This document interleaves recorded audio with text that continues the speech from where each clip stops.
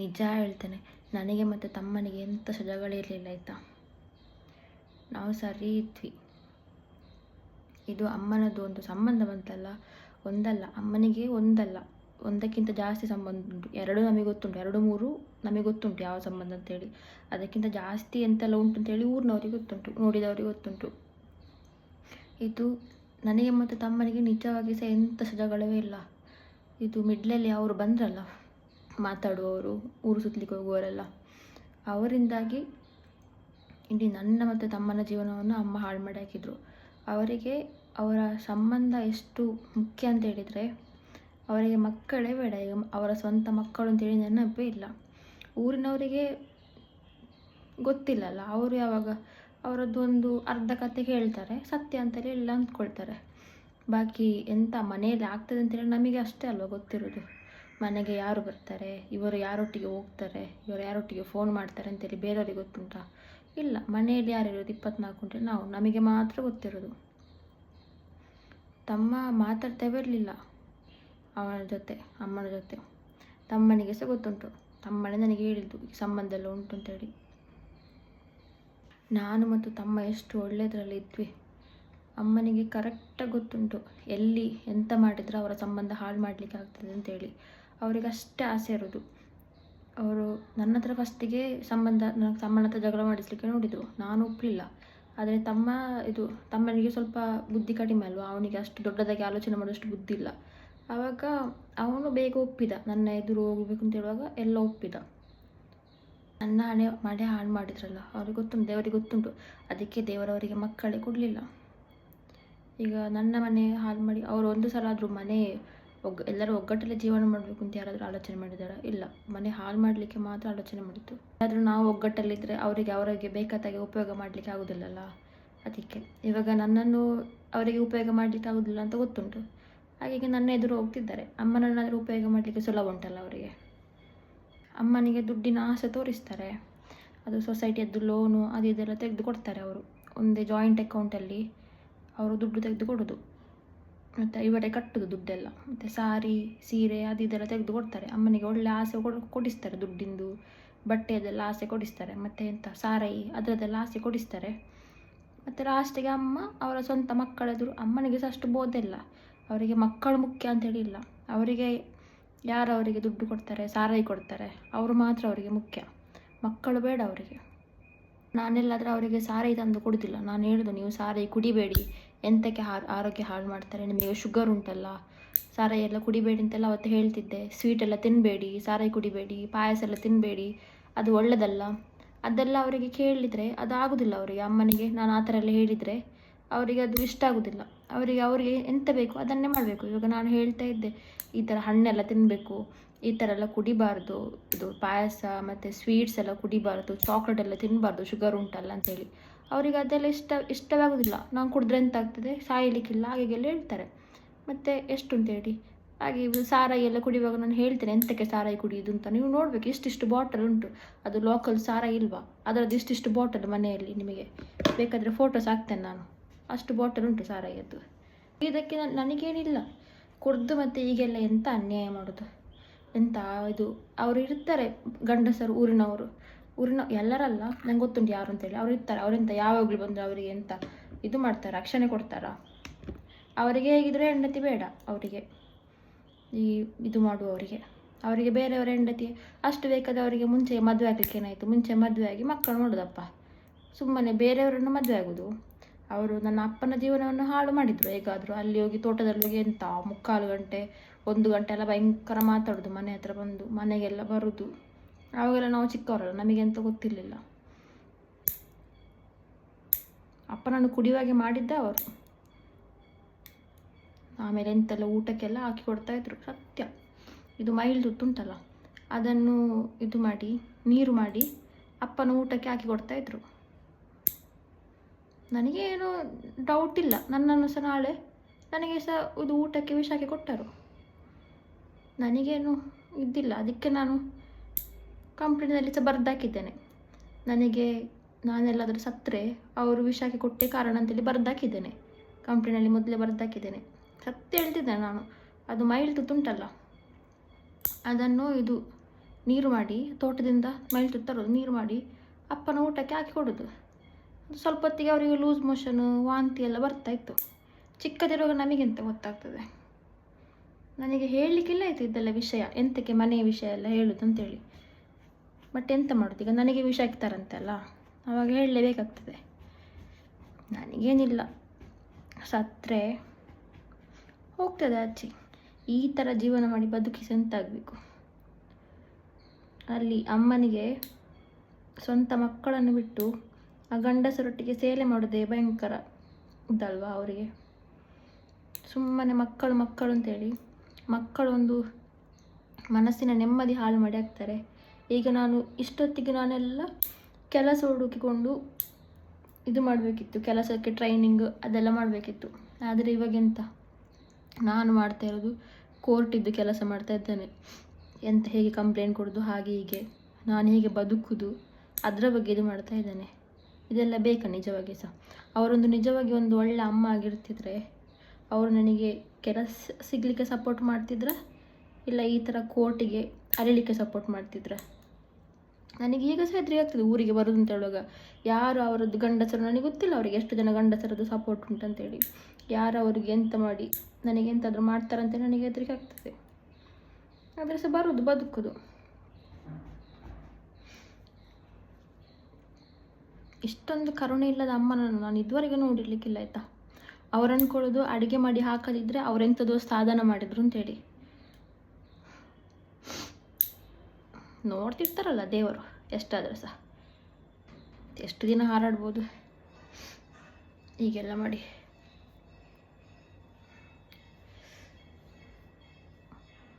ಆಚೆ ಎಲ್ಲರನ್ನು ನನ್ನ ಎದುರು ಹಾಕ್ಲಿಕ್ಕೆ ನೋಡಿದರು, ಪರವಾಗಿಲ್ಲ. ಅದಕ್ಕೆ ದೇವರಿಗೆ ಗೊತ್ತಿತ್ತು ಏನೋ ಮುಂಚೆಯೇ ಇಂತಹ ಕೆಟ್ಟ ಅಮ್ಮ ನನಗಿದ್ದಾರೆ, ಅದಕ್ಕೆ ನನಗೆ ದೇವರು ಸ್ವಲ್ಪ ಒಳ್ಳೆ ಬುದ್ಧಿ ಕೊಟ್ಟದಾಗಿರಬೇಕು. ಅವರಿಗೆ ಒಂದೇ ಒಂದು ಇದು, ಅವರಾಗಿ ನಾನಾಗಲಿಲ್ಲಲ್ಲ ಅಂತೇಳಿ ಅಷ್ಟೇ. ಅವರಿಗೊಂದು ಕೊದಿ ಇತ್ತು, ನನ್ನ ಜೀವನ ಹಾಳಾಗಿ ಹೋಗಬೇಕು, ನಾನು ಸಹ ಒಂದು ಭಿಕ್ಷಕರಾಗಿ ಭಿಕ್ಷೆ ಬೇಡಿಕೊಂಡು ಹೋಗಬೇಕು ಬೇರೆಯವರ ಮನೆಗೆ, 4-5 ಜನ ಸಂಬಂಧ. ಇದು ನಾನು ಹೇಳಿದ್ದೆ ಆಯಿತಾ. ನನಗೆ ಇದು ಒಬ್ಬ ಮದುವೆ ಆಗಲಿಕ್ಕೆ ಒಂದು ಹುಡುಗ ಇತ್ತು. ಆವಾಗ ನಾನು ಹೇಳಿದ್ದೆ, ಅಮ್ಮ ಅವನಿಗೆ ಈ ಥರ ಎಲ್ಲ 2 ಸಂಬಂಧ ಎಲ್ಲ ಉಂಟಮ್ಮ, ಅವನಿಗೆ ನನಗೆ ಬೇಡ, ಅವನು ನನಗೆ ಬೇಡ ಅಂತ ಹೇಳಿದ್ದೆ. ಅದಕ್ಕೆ ಅಮ್ಮ ಹೇಳಿದ್ದು, ನೀನು ಸಹ ಇಟ್ಕೋ 2 ಸಂಬಂಧ ಅಂತೇಳಿ, ಅವನಿಗಿದ್ರೆ ನೀನು ಸಹ ಇಟ್ಕೋ ಅಂತೇಳಿ. ಆ ಥರ ಯಾರಾದರೂ ಹೇಳ್ತಾರ? ನಾನು ಹೇಳ್ತೇನೆ, ನಾನೆಲ್ಲ ಮನೆ ವಿಷಯ ಹೇಳ್ತೇನೆ, ನನಗೇನಿಲ್ಲ ಅಂತ. ನಾಳೆ ಸಾಯುವವಳಲ್ಲ, ಹೇಗಿದ್ರು ವಿಷ ಹಾಕಿ ಸಾಯಿಸ್ತಾರಂತೆ. ಮತ್ತು ನನಗೆ ಹೇಳಿದ್ರಲ್ಲೇನು. ಇದುವರೆಗೆ ಅಮ್ಮನ ಹತ್ರ ಎಂತ ಕೇಳಿರ್ಲಿಕ್ಕಿಲ್ಲ. ಒಂದು ಚಿನ್ನ ಕೊಡಿ, ಒಂದು ಬಟ್ಟೆ ಕೊಡಿ. ಅಮ್ಮ ಅದು ಇದ್ದಾರಲ್ಲ ಊರಿನವರಿಗೆಲ್ಲ ತೆಗೆದು ಕೊಡ್ತಾರೆ, ಅವ್ರದ್ದು ಸಂಬಂಧಿಕರ ಮಕ್ಕಳಿಗೆ. ನನ್ನ ಹತ್ರ ಮಾತ್ರ ಹೇಳೋದು ಅವ್ರ ಹತ್ರ ದುಡ್ಡಿಲ್ಲ ಅಂತೇಳಿ. ಅವರ ಸಂಬಂಧಿಕರ ಮಕ್ಕಳಿಗೆಲ್ಲ ಬಟ್ಟೆ, ಅದು ಇದು ಚಿನ್ನ ಎಲ್ಲ ತೆಗೆದು ಕೊಡ್ತಾರೆ.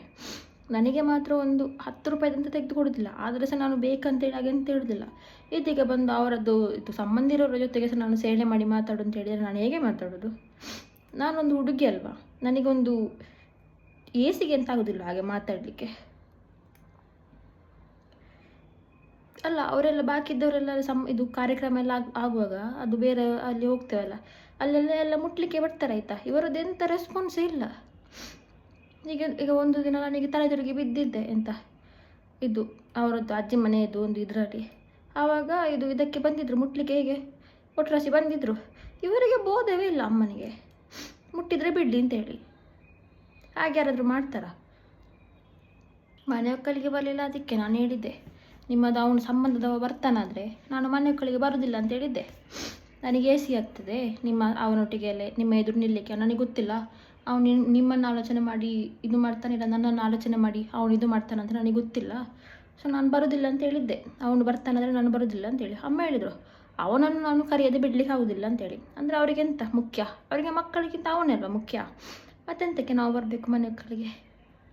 ಅವನಿಗೆ ಗಂಡ ಬರೋದು ಬೇಡಂತೆ ಮನೆ ಒಕ್ಕಲಿಗೆ, ನಾನು ಬರೋದು ಬೇಡಂತೆ ಮನೆ ಒಕ್ಕಲಿಗೆ.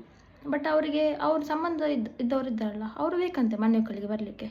ಮತ್ತು ನಾವೆಂತಕ್ಕೆ ಹೋಗಬೇಕು ಮನೆ ಒಕ್ಕಲಿಗೆ? ನನಗೆ ಸರಿ ಆಗ್ತದೆ ಅವನ ಎದುರಿಗೆ ನಿಂತುಕೊಳ್ಳಲಿಕ್ಕೆ?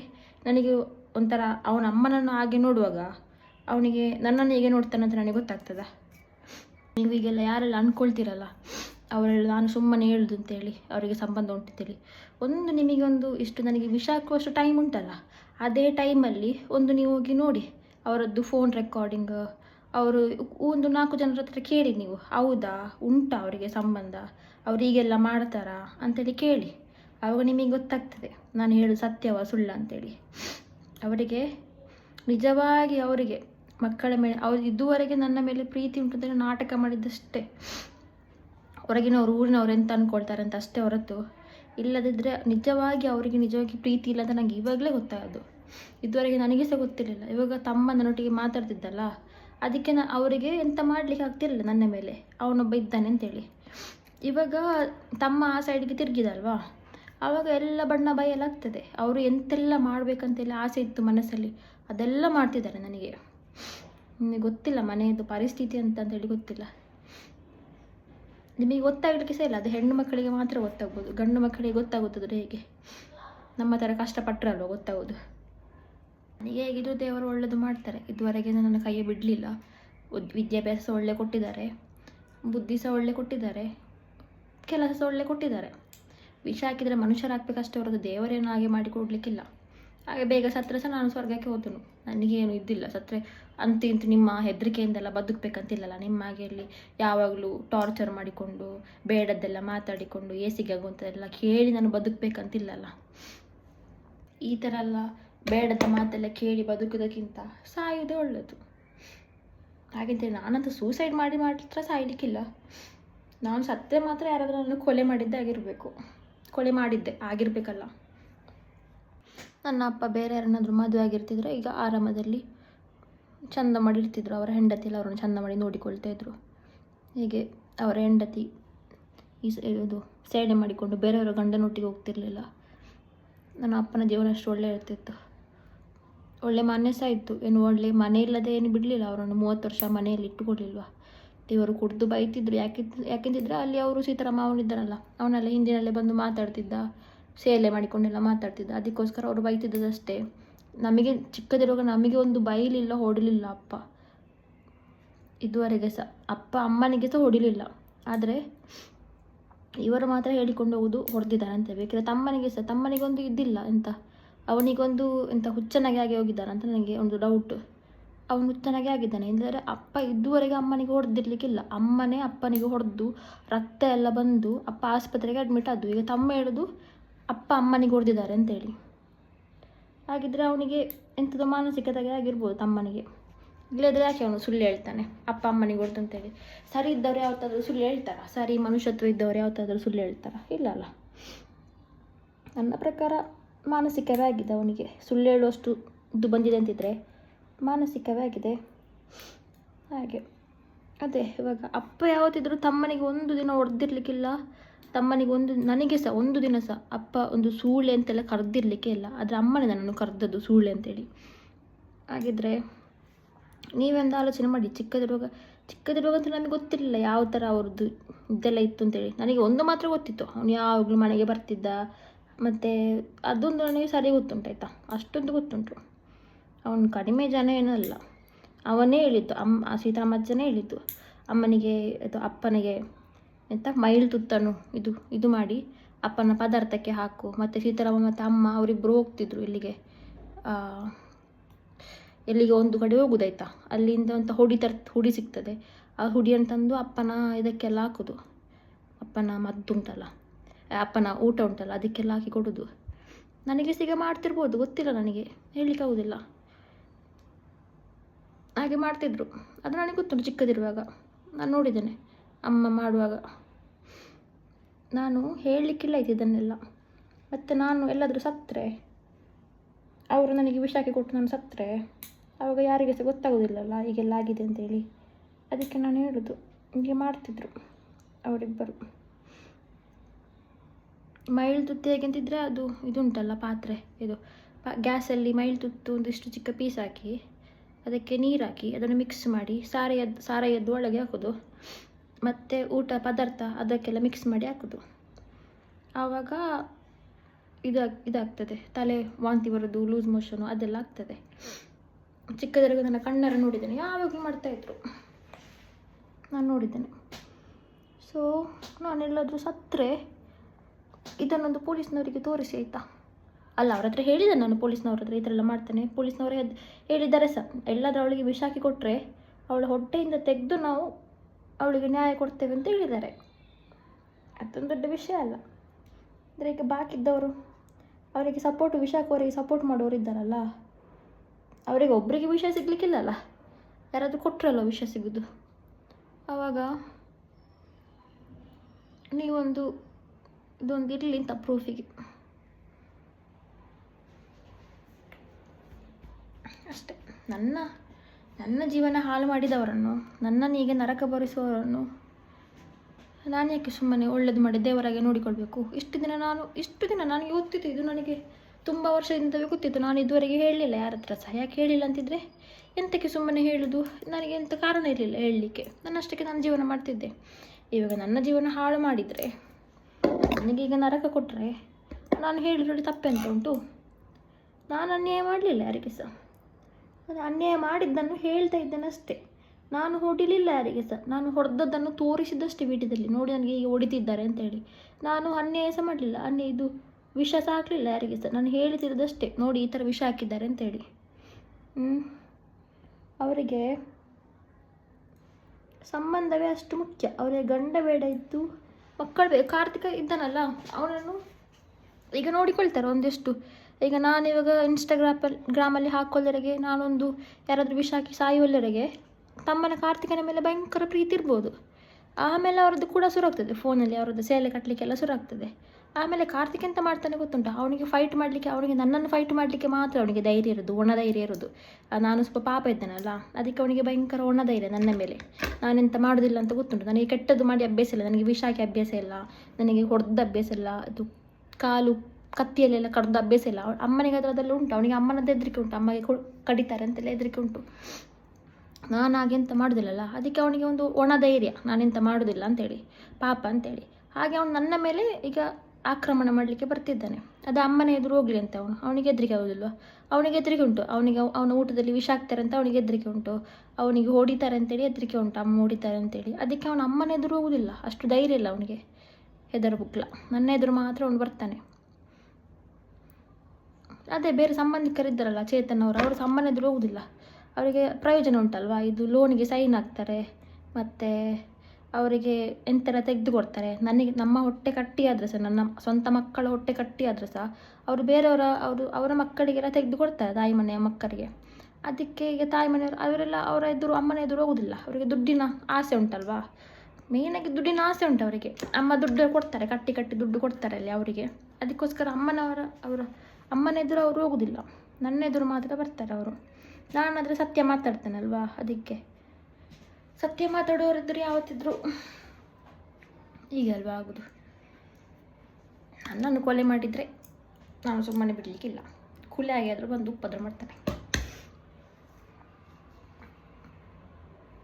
ಈಗ ಜೀವಂತ ಕೊಲೆ ಮಾಡಿ ಆಯ್ತು ಅವರಿಗೆ. ಜೀವಂತ ಇಷ್ಟೆಲ್ಲ ಅನ್ಯಾಯ ಮಾಡಬೇಕಾ ಒಂದು ಹುಡುಗಿಗೆ? ಹೀಗೆಲ್ಲ ಅನ್ಯಾಯ ಮಾಡಿದ್ದು ಸರಿಯೇ ನಿಜವಾಗಿ ಸಹ?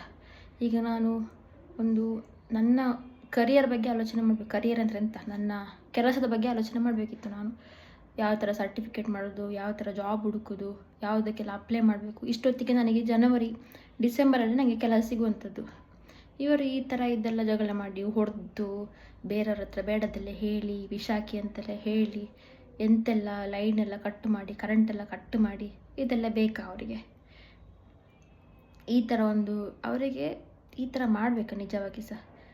ಹಳ್ಳಿ ಗುಗ್ಗುಗಳಿಗೆ ಎಂತ ಸಹ ಗೊತ್ತಿಲ್ಲ. ಒಂದು ಕೆಲಸ ಒಂದು ಹೊರಗಡೆ ಹೋಗಿ ಕೆಲಸ ತಗೊಳ್ಳೋದಷ್ಟು ಕಷ್ಟ, ಹೇಗೆಲ್ಲ ಮಾತಾಡಬೇಕು ಅದೆಲ್ಲ ಎಂತ ಗೊತ್ತಿಲ್ಲ ಅವರಿಗೆ. ಒಂದು ಜೀವನ, ಒಳ್ಳೆ ಒಂದು ಹುಡುಗಿ ಕೆಲಸ ಮಾಡ್ತಿದ್ದಾಳ, ಅವಳ ಜೀವನ ಹಾಳು ಮಾಡಬೇಕಾ ಅದು ಗೊತ್ತುಂಟು ಅವರಿಗೆ, ಅಷ್ಟೇ ಗೊತ್ತಿರೋದು, ಬೇರೆ ಎಂತ ಸಹ ಗೊತ್ತಿಲ್ಲ ಅವರಿಗೆ.